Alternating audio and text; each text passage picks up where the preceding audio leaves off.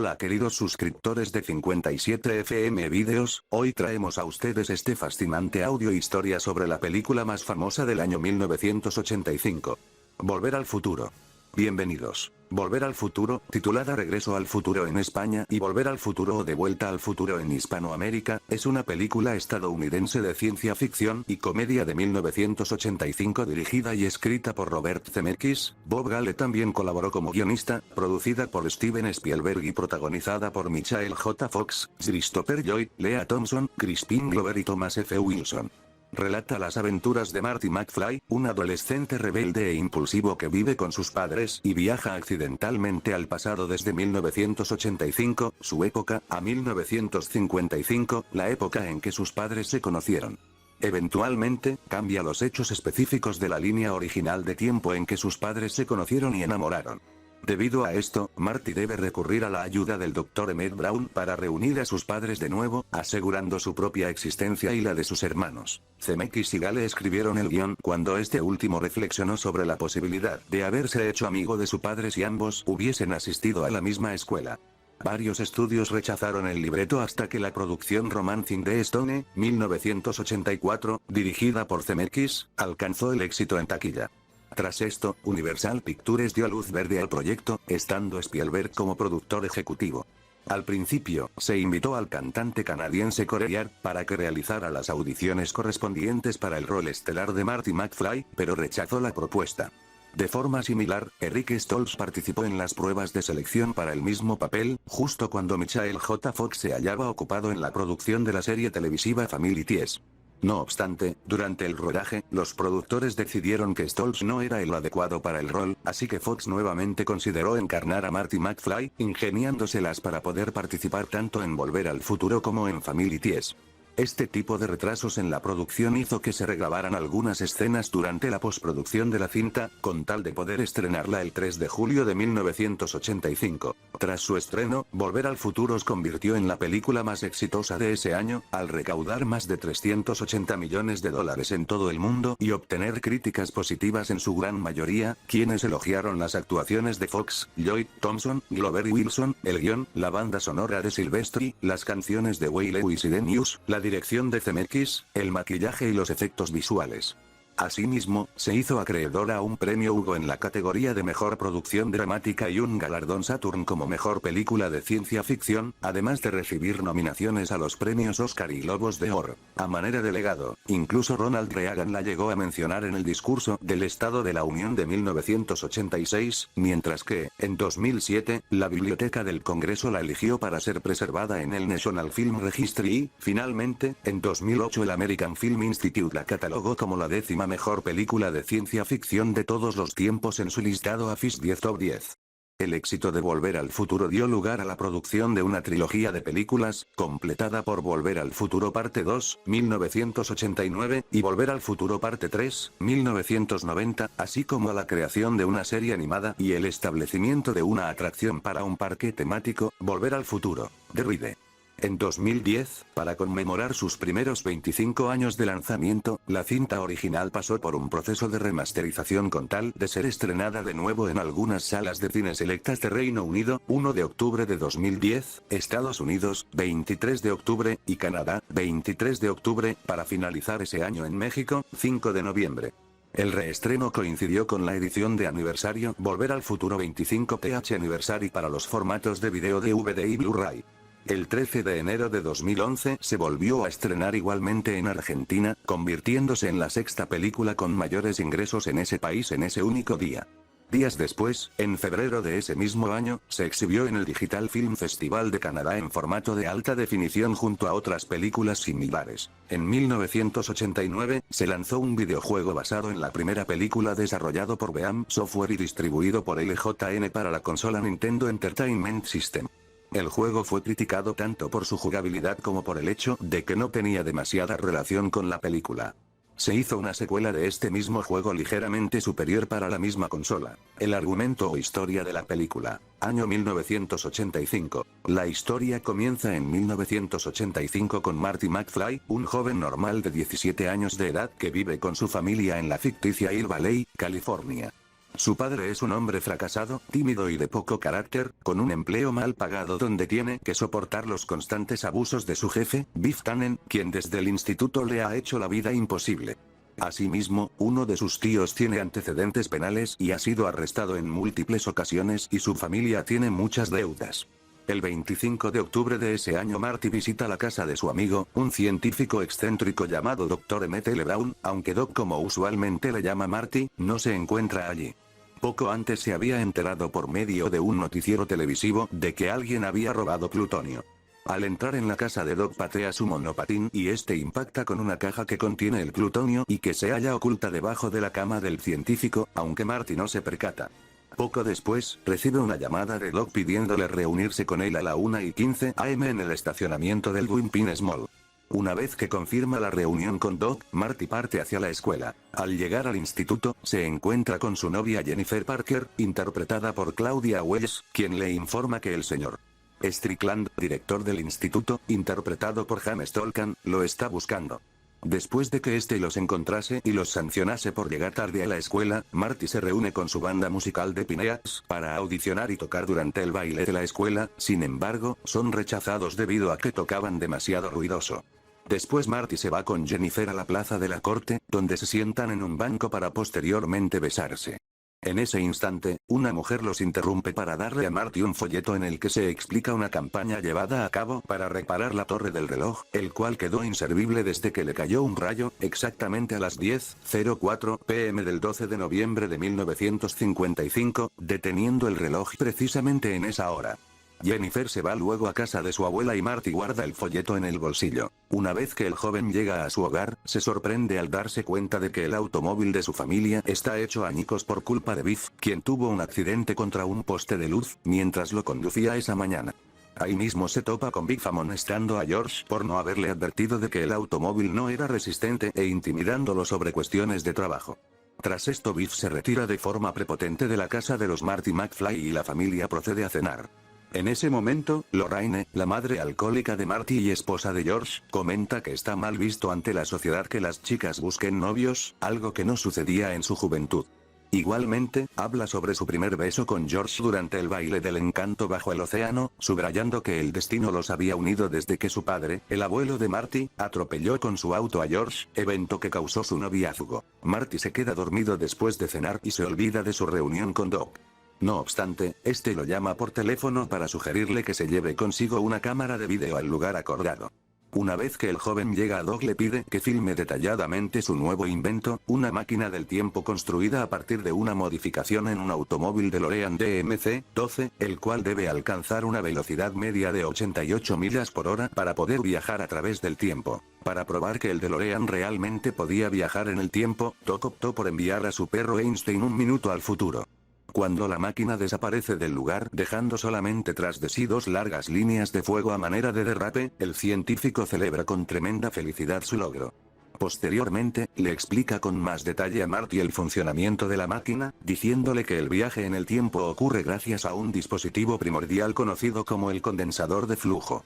No obstante, hay un inconveniente. El condensador de flujo requiere de una cantidad de energía eléctrica equivalente a 1,21 gigawatts, la cual se genera por medio de una reacción nuclear que genera la dispersión del flujo temporal, la cual Doc pretende llevar a cabo mediante el uso de plutonio. En un pequeño teclado de la máquina del tiempo, Doc introduce la fecha 5 de noviembre de 1955, que resulta ser el día en que se le vino a la mente la idea del condensador de flujo. Después de agregar el plutonio en un pequeño compartimento trasero, un grupo de terroristas libios aparecen en la escena a bordo de una furgoneta, y matan a Doc a tiros con una AK-47, justo enfrente de Marty, quien observa perplejo desde el sitio donde permanece oculto, ya que Doc les había robado el plutonio a ellos. Los libios intentan también dispararle a Marty, pero se encasquilla el arma. Para escapar del peligroso encuentro Marty se sube al DeLorean y sin darse cuenta activa accidentalmente los circuitos del condensador de flujo, el vehículo alcanza una velocidad de 88 millas por hora y viaja en el tiempo 30 años al pasado, específicamente a la fecha que previamente Doc había fijado con el teclado. 1955. Tras viajar en el tiempo a bordo del DeLorean, Marty aparece en el Twin Pines Ranch. En 1985 resulta ser el Twin Pines Mall, y acaba estrellándose contra el establo de la granja, lo cual provoca que la familia que reside ahí se despierte alarmada por el estruendo y salga de su hogar para investigar qué había ocurrido. Después de ver al joven salir del DeLorean con su traje antirradiactivo encima, estos asumen que se trata de un alienígena, ya que el hijo del granjero traía consigo una historieta de ciencia ficción con un personaje en la portada parecido a él. Entonces, el dueño de la granja empieza a dispararle al joven con una escopeta, pero falla y este último logra escapar, arrollando accidentalmente con el DeLorean uno de los pinos de la granja. Posteriormente, esconde el DeLorean detrás de un gran letrero a las afueras de Hill Valley y se adentra en la ciudad. Al llegar a Hill Valley, Marty se percata de varios cambios respecto a la época de la que proviene. De inmediato acude a buscar al Doc de ese entonces con tal de averiguar cómo regresar a su época. No obstante, antes entra a un café y se encuentra con su padre de joven. Este abandona el lugar poco después al ser molestado por Biff. Marty decide seguirlo de manera discreta hasta que se detiene frente a un árbol, el cual trepa para observar a través de la ventana de su recámara a una joven Lorraine. Accidentalmente, George se cae del árbol y poco antes de ser atropellado por un vehículo conducido por el padre de Lorraine, es salvado por Marty que a cambio recibe el impacto y queda desmayado en el lugar. El hecho provoca una alteración en la forma en que se conocieron Lorraine y George, lo cual pasa al principio inadvertido para el joven. Lorraine lo ayuda llevándolo dentro de su casa para que se recupere del accidente. Al despertar, lo llama diciéndole Calvin Klein creyendo que es su nombre pues lo lleva grabado en su ropa interior. Acto seguido acuden a cenar, pero cuando Lorraine intenta seducir a Marty, este se ve completamente estremecido ante las insinuaciones de la que, en definitiva, era su madre, por lo que opta por despedirse de la familia y buscar a Doc. Al llegar a casa de Doc el científico no le cree sobre el viaje en el tiempo ya que para ese entonces apenas se le había ocurrido la idea de la máquina del tiempo. No es sino hasta que Marty le revela la forma en que imaginó el condensador de flujo cuando convence al Doc y decide ayudarlo indicándole que no debe hablar con nadie más si no quiere alterar su pasado y provocar cambios en su futuro. Marty saca una fotografía de entre sus pertenencias donde aparece retratada su familia, percatándose de que su hermano mayor Dave comienza a desaparecer de la imagen poco a poco, lo cual Doc asume que se debe a que los padres de Marty jamás se casaron y por lo tanto Marty y sus hermanos no existieron. Tras esto, acuden al lugar donde Marty ocultó el DeLorean y se llevan consigo el vehículo al laboratorio del científico. Después de mirar la grabación del primer viaje en el tiempo con la máquina, Doc se sorprende al escuchar que se necesitan 1,21 gigawatts para realizar el viaje en el tiempo puesto que no hay nada conocido en esa época que sea capaz de generar tal energía, con la excepción de un rayo.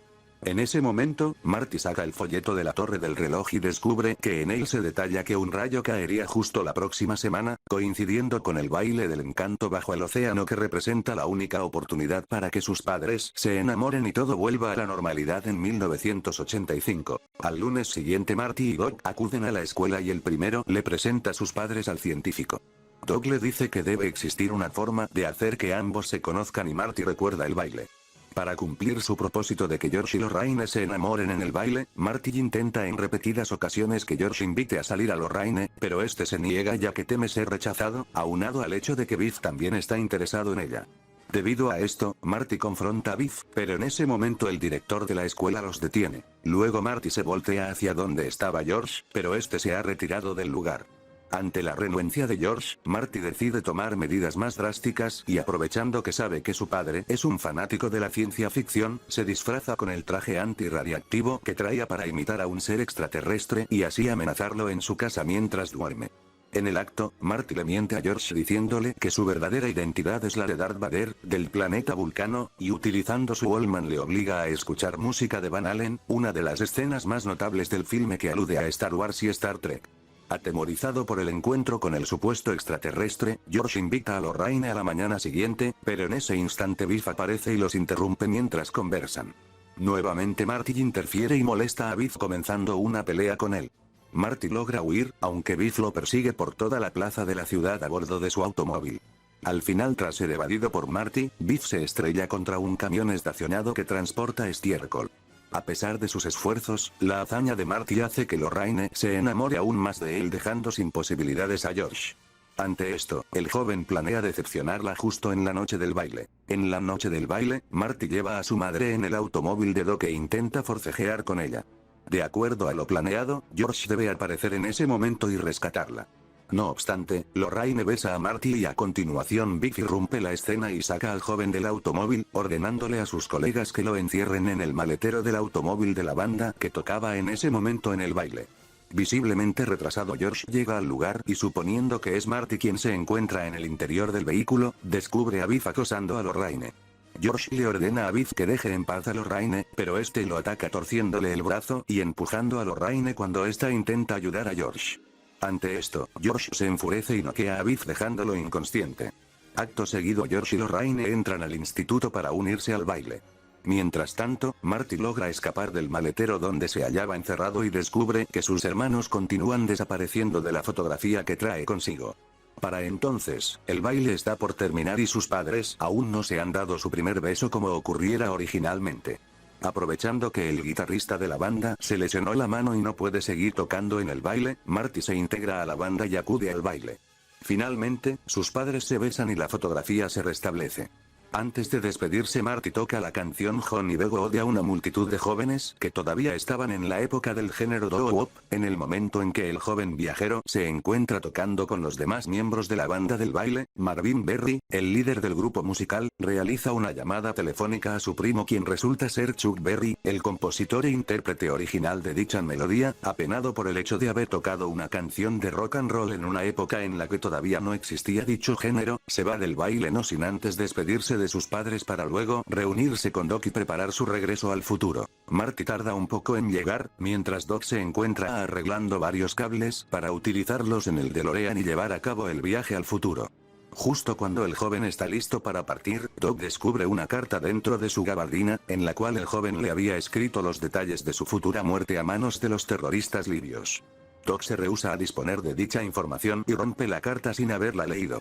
En ese momento, las ramas de un árbol se caen sobre el cableado y los desconecta de los terminales, por lo cual Doc pone los restos de la carta dentro de su gabardina y corre para arreglar el desperfecto. El joven intenta hablarle sobre los sucesos futuros, pero su oportunidad se opaca debido a cuestiones de tiempo. Frustrado por no poder alertar al científico de su inminente muerte a manos de los terroristas libios, Marty configura los circuitos del tiempo para ir unos 10 minutos antes de su partida original en el estacionamiento del Twin Pines Mall y así advertirle en ese momento. Tras una serie de accidentes relacionados con el cableado, Doc logra reconectarlos a los terminales, justo en el momento en que el rayo impacta la torre del reloj, con lo que consigue que el DeLorean viaje de regreso al futuro. De vuelta a 1985, Marty regresa 10 minutos antes de su partida original, sin embargo, el DeLorean se apaga. Mientras intenta de manera precipitada arrancarlo, los terroristas libios se aparecen en el estacionamiento del Lone Pine Mall, un cambio de nombre debido a que Marty arrolló accidentalmente uno de los pinos gemelos cuando viajó a 1955, por lo que el joven no tiene más opción que esconderse y ver cómo los eventos pasados vuelven a repetirse exactamente de la misma forma que al principio, donde los terroristas libios le disparan nuevamente a Doc. Cuando se van persiguiendo a su yo del pasado, el cual también termina viajando a 1955, Marty acude donde se encuentra el cuerpo inmóvil del científico, creyendo que no ha podido impedir su muerte. No obstante, Doc abre los ojos, se levanta y abre su traje antirradiactivo, revelando que llevaba puesto un chaleco blindado y le muestra al joven la carta que le había escrito hace 30 años, haciéndole entender que la había leído en el pasado. Posteriormente, Doc lleva al joven viajero hasta su casa, para luego dirigirse al año 2015. A la mañana siguiente, Marty se percata de que su casa es diferente, mucho más lujosa y ordenada. Poco después, llegan sus padres y este les comenta que se ven más jóvenes y felices de lo que él recordaba. Asimismo, llega Biff, quien ahora es un mecánico automotriz, y se apresura a entregarle una copia de la novela que el padre de Marty había escrito. El joven sale de la casa y encuentra una camioneta nueva en su cochera, la misma que deseaba antes de partir al pasado. De repente, aparece Jennifer y le sugiere que ambos deberían salir a estrenarla. En la escena siguiente Doc reaparece sorpresivamente y les dice a ambos que deben acompañarlo, pues les advierte que sus hijos estarán en problemas durante el futuro. Todos suben al DeLorean y Marty le comenta que no hay el suficiente tramo de calle para alcanzar la velocidad de 88 millas por hora. Sin embargo, Doc señala que eso no es importante, ya que a donde van no las necesitan. El automóvil comienza a suspenderse, para luego dar la vuelta y desaparecer en el aire. La trama continúa en Volver al Futuro parte 2. Reparto principal: Michael J. Fox como Marty McFly, el protagonista de la película. El actor fue la primera opción para interpretar al joven viajero en el tiempo, sin embargo, Fox estaba comprometido en ese instante con la teleserie Family Ties. Las siguientes opciones de CMX eran los actores C. Thomas Howell y Eric Stoltz, respectivamente. Este último había impresionado a los productores con su participación como Roy L. Dennis en Mask, la cual aún no se había estrenado, por lo que fue contratado para asumir el papel de Marty. No obstante, en plena etapa de rodaje, los directores despidieron a Stoltz al sentir que no era adecuado para el papel. Por otra parte, Fox finalmente estuvo disponible para grabar el filme una vez que Stoltz se lo permitiera, bajo algunas condiciones. Una vez que el actor leyó el guión, quedó fascinado con la trama y se mostró impresionado por la sensibilidad de Zemeckis y Gale al despedir a Stoltz, pues a pesar de todo hablaban muy bien de él. Otras celebridades consideradas para el rol fueron el cantante canadiense Corey Hart, a quien los cineastas invitaron a realizar una sesión de prueba. Sin embargo, este rechazó la propuesta. 7 y los actores C. Thomas Howell y Ralph Macchio, quien creyó que la película trataba solo sobre un joven, un automóvil y cápsulas de plutonio. Adicionalmente, Johnny Depp y John Cusack realizaron una prueba de casting para este rol. Christopher Lloyd como Emmett Doc Brown, el científico que logra establecer los viajes en el tiempo y mejor amigo de Marty McFly. Lloyd fue elegido después de que la primera opción de los directores, John Lithgow, no estuviera disponible. Igualmente, el actor Jeff Goldblum fue considerado para el rol. Tras trabajar con el actor en la película Las aventuras de Buckaroo Banzai, 1984, el productor Neil Canton sugirió que Lloyd era una opción adecuada para el rol. En un principio, Lloyd rechazó el papel, pero cambió de parecer una vez que leyó el guión, además de la persistencia de su esposa para que actuase en la película. Durante el rodaje, Lloyd improvisó algunas escenas, inspirándose primordialmente en el científico Albert Einstein y el compositor Leopold Stokowski. Como detalle adicional, Brown pronuncia la palabra gigawatts como gigawatts, ya que esta era la forma en la que un físico pronunció dicha palabra durante una reunión que tuvo con Zemeckis y Gale, al momento de revisar el guión. Crispin Glover como George Marty McFly, padre de Marty y esposo de Lorraine. Zemeckis le dijo a Glover que improvisara varios de los gestos nerds de George, así como sus manos temblorosas. El director bromeaba con frecuencia al respecto al decir: tuve que hacerlo entrar en razón en incontables ocasiones pues Crispin estaba inmerso en un 50% de las veces en su interpretación del personaje. A pesar de haber interpretado al padre de Marty, en la vida real, Glover es casi 3 años más joven que Fox. Lea Thompson como Lorraine Baines, madre de Marty y esposa de George. Thompson fue elegida debido a que había protagonizado junto con Stoltz la película The Wildlife. El maquillaje que utiliza durante las primeras escenas del filme, durante 1985, tomó cerca de 3 horas y media para hacerla ver como si tuviera 47 años de edad, cuando en ese entonces tenía 23. De manera similar al caso de Glover, a pesar de haber interpretado a la madre de Marty, Thompson nació en el mismo año que Fox, pues el actor es mayor que ella, por tan solo 10 días. Thomas F. Wilson como Biff Tannen, el antagonista central de la película y bravucón de la escuela a la que asiste George. Wilson fue considerado debido a que la opción inicial, J.J. Cohen, no era muy convincente al interpretar el papel del bravucón al que se enfrentaría Stoltz. Cohen fue recontratado para formar parte como uno de los esbirros de la pandilla de Biff. En caso de que Fox hubiese sido contratado desde un inicio, probablemente Cohen hubiese resultado elegido para el papel, pues tenía la ventaja de que era mucho más alto que Fox, un contraste que ayudaría a hacer más convincente la inferioridad de Marty respecto a Biff. Banda sonora. Previamente, el compositor estadounidense Alan Silvestri había colaborado con Zemeckis en Romancing the Stone, sin embargo a Spielberg le disgustó la banda sonora de esa película, por lo que Zemeckis le aconsejó a Silvestri que hiciera sus composiciones para Volver al Futuro de manera magistral y épica. Aún con el bajo perfil que tenía la película en ese entonces, el equipo no pensaba primordialmente en que la cinta fuera a convertirse en un éxito de taquilla, con el fin de impresionar a Spielberg. Animado por esto, Silvestri procedió a grabar el material 2 semanas antes del preestreno. Ya durante con algunas escenas editadas con parte de la música creada por Silvestri, Spielberg le comentó a Zemeckis que la música que se escuchaba en el montaje era la adecuada para el filme, sin saber que Silvestri había sido el responsable de su composición. En ese periodo, el compositor sugirió además que la banda Way Lewis y The News se encargara de crear la que, con el tiempo, se convertiría en la canción principal del largometraje.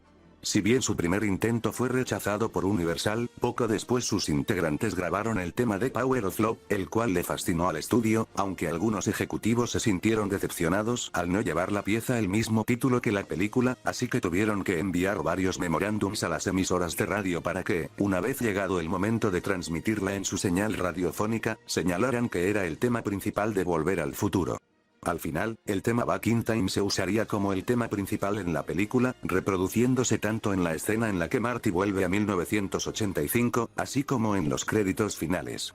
Como detalle adicional, Silvestri recurrió a una orquesta compuesta por 85 músicos en total para componer la banda sonora, una cifra que para ese entonces era algo fuera de lo normal en dicho rubro, pues anteriormente se habían usado orquestas de menor tamaño.